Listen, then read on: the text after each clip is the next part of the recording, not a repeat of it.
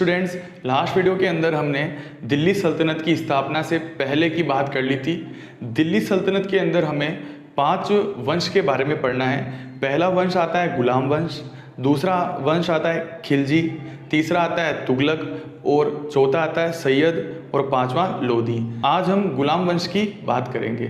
जैसा आपको याद होगा, मोहम्मद गोरी का गुलाम था कुतुबुद्दीन ऐबक। कुतुबुद्दीन ऐबक ने गुलाम वंश की स्थापना की। क्योंकि ये मोहम्मद गोरी का गुलाम था, इसलिए इस वंश का नाम भी क्या रखा गया है? गुलाम वंश। ठीक है। गुलाम क्या होता है?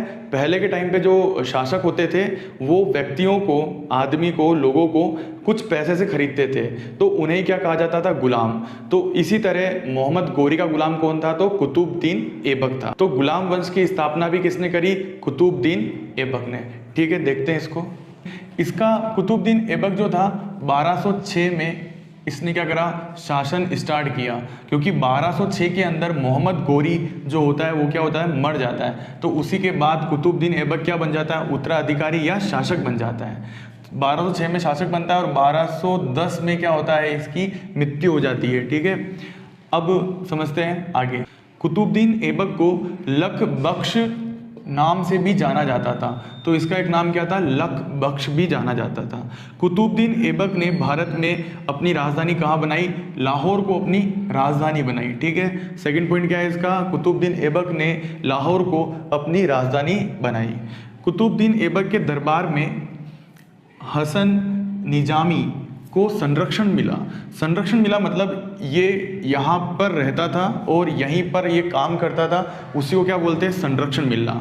ठीक है, अपने दरबार में रखना ही क्या है? संरक्षण। ठीक है, अगला पॉइंट आता है कुतुब मीनार की पहली मंजिल। कुतुब मीनार जो है, आप जानते हो कुतुब मीनार में कितनी मंजिल है? 5 मंजिलें हैं। उसकी पहली मंजिल किसने बनाई? तो ऐबक ने, कुतुबुद्दीन ऐबक ने पहली मंजिल बनाई। ठीक है, 5 मंजिल में से पहली मंजिल बनाई है कुतुब मीनार की कुतुबुद्दीन ऐबक ने। ठीक है, कुतुब मीनार का जो शेष भाग था, मतलब 5 मंजिलों में से एक मंजिल को छोड़कर बाकी जो मंजिलें थी वो किसने बनाई? तो इल्तुतमिश ने कंप्लीट किया। इल्तुतमिश कौन था? तो अगला शासक जो आएगा वो इल्तुतमिश ही है। वो कौन था? कुतुबुद्दीन ऐबक का भी गुलाम था। कुतुबुद्दीन ऐबक किसका गुलाम था? तो गोरी का। और इसका भी गुलाम कौन है? इल्तुतमिश। तो ये गुलामों का गुलाम हो गया। ठीक है, इसको गुलामों का गुलाम भी कहते थे, इल्तुतमिश को। आगे पढ़ेंगे अभी इसके बारे में। अब आता है ऐबक। ऐबक में अगला पॉइंट आता है प्रसिद्ध सूफी संत। प्रसिद्ध सूफी संत ख्वाजा कुतुबुद्दीन बख्तियार काकी। ख्वाजा कुतुबुद्दीन बख्तियार काकी, इसी की स्मृति में, इसी की याद में कुतुब मीनार को क्या किया गया था? निर्माण कराया गया था। ठीक है, कि कुतुब मीनार का निर्माण किसकी स्मृति में, किसकी याद में किया गया है? तो आप ध्यान रखें, ख्वाजा कुतुबुद्दीन बख्तियार काकी की याद में किया गया है। तो ये था हमारा फर्स्ट गुलाम वंश का पहला शासक कुतुबुद्दीन ऐबक। और कब से कब शासन किया इसने? 1206 में शासन स्टार्ट किया और 1210 में चौगान पोलो खेलते हुए, चौगान जो पोलो गेम होता है, घोड़े से गिरकर इनकी मृत्यु हो जाती। ये था हमारा फर्स्ट जो था कुतुबुद्दीन ऐबक। अब समझते हैं गुलाम वंश के सेकंड शासक, जिसका नाम है इल्तुतमिश। इल्तुतमिश जो था वो कुतुबुद्दीन ऐबक का गुलाम था तथा उनका दामाद भी था। ठीक है, तो गुलाम था तो इसी को उत्तराधिकारी सौंपा था किसने? कुतुबुद्दीन ऐबक ने। ठीक है, तो अब इसके पॉइंटों को समझते हैं। फर्स्ट पॉइंट आता है, इसे मुस्लिम साम्राज्य, जो मुस्लिम साम्राज्य भारत में स्टार्ट होता है या उसकी जो वृद्धि होती है, किस तरह ग्रोथ करता है, उस मुस्लिम साम्राज्य का वास्तविक संगठनकर्ता। वास्तविक संगठनकर्ता से मतलब ये है कि इससे पहले भी मुस्लिम साम्राज्य जो भारत में आ चुका है। अपन को पता है कि इल्तुतमिश से पहले कुतुबुद्दीन ऐबक, और कुतुबुद्दीन ऐबक किसका गुलाम था? तो गोरी का। तो गोरी के काल से ही मुस्लिम साम्राज्य जो था भारत में आ चुका था। मगर वास्तविक संगठनकर्ता मतलब जिसको और विस्तार किया और फैलाया, तो वो किसने फैलाया? इल्तुतमिश ने। कैसे फैलाया, कैसे जीता, अपने साम्राज्य को कैसे बढ़ाया इल्तुतमिश ने भारत में? तो वो देखिए, 1223 ईस्वी में सुल्तान ने मालवा पर आक्रमण किया। सुल्तान मतलब इल्तुतमिश। इल्तुतमिश ने मालवा पर आक्रमण किया और भिल्ला के दुर्ग, जो भिल्ला का दुर्ग था मालवा का, उसको जीता और अपने साम्राज्य में मिला लिया। मतलब ये भी किस में आ गया, तो इल्तुतमिश के साम्राज्य में आ जाता है। कौन क्या आ जाता है, तो मालवा जो है वहाँ का भिल्ला के दुर्ग को जीता। ठीक है, अगला पॉइंट आता है 20 ईस्वी में इल्तुतमिश ने रणथंबोर को जीता। तो अब ये रणथंबोर को भी जीत लेता है, कौन, इल्तुतमिश। तो इस तरह से बहुत सारे भागों को, भारत के भागों को इल्तुतमिश जीत जाता है। ठीक है, अगले पॉइंट को समझते हैं। इल्तुतमिश ने क्या किया था, एल्दोज को हराया था। एक व्यक्ति है, एल्दोज को हराया था इल्तुतमिश ने 1215 के अंदर। उस युद्ध में इल्तुतमिश की सहायता की थी, किसने की थी, तो ख्वारिज़्म शाह ने की थी। इल्तुतमिश की सहायता की थी ख्वारिज़्म शाह ने।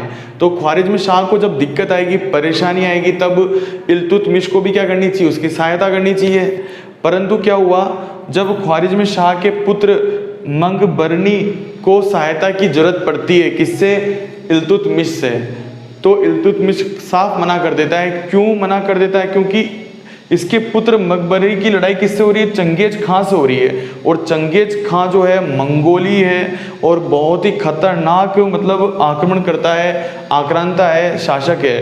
तो इसके डर से, चंगेज खां के डर से इल्तुतमिश ने ख्वारिज़्म शाह के पुत्र मकबरनी की सहायता करने से क्या कर दिया, मना कर दिया, ताकि क्या ना हो, चंगेज खां से दुश्मनी ना हो जाए कहीं इल्तुतमिश की। तो इल्तुतमिश ने चंगेज खां से दुश्मनी मोल ना लेने की वजह से मकबरनी की सहायता करने से क्या कर दिया, मना कर दिया। ठीक है, समझ लो, वापस एक बार सुन लो। इल्तुतमिश की सहायता की थी किसने, ख्वारिज़्म शाह ने की थी। अब जब ख्वारिज़्म शाह के पुत्र को दिक्कत आई, परेशानी आई युद्ध में, लड़ाई में, तो वह इल्तुतमिश से सहायता मांगने गया, परंतु इल्तुतमिश ने मना कर दिया। क्यों, क्योंकि चंगेज खां से इसकी लड़ाई थी और चंगेज खां से वो जो इल्तुतमिश है वो क्या करना नहीं चाहता था, वो युद्ध या फिर कहें वो दुश्मनी मोल लेना नहीं चाहता था। इसलिए किसकी सहायता नहीं करता है, इल्तुतमिश सहायता नहीं करता है, किसकी, पुत्र मकबरनी की सहायता नहीं करता है। समझ गए क्या, देख लो, ख्वारिज़्म शाह के पुत्र मकबरनी को सहायता नहीं देकर इल्तुतमिश ने मंगोल चंगेज खां से दुश्मनी मोल नहीं ली। अगर ये इल्तुतमिश इसकी सहायता कर देता तो चंगेज खां नाराज हो जाता इल्तुतमिश से, तो इल्तुतमिश जो है चंगेज खां से क्या हो जाती, दुश्मनी हो जाती। पर ऐसा नहीं किया और इससे दुश्मनी नहीं ली और अपने राज्य को बचा लिया। समझ गए बात को। तो ये सारे पॉइंट थे इल्तुतमिश में। और अब आगे समझते। एक बात सुनिए आप, जितने भी चैप्टर सारे इंग्लिश मीडियम में अपलोड होंगे, पर उसी के साथ में हिंदी मीडियम, जो आपके हिंदी मीडियम के दोस्त हैं उनको भी शेयर कीजिए। हिंदी मीडियम में भी अब सारे चैप्टर अपलोड होंगे। इंग्लिश मीडियम के जो चैप्टर हैं बिल्कुल सेपरेट अपलोड होंगे, हिंदी मीडियम के चैप्टर बिल्कुल सेपरेट अपलोड होंगे।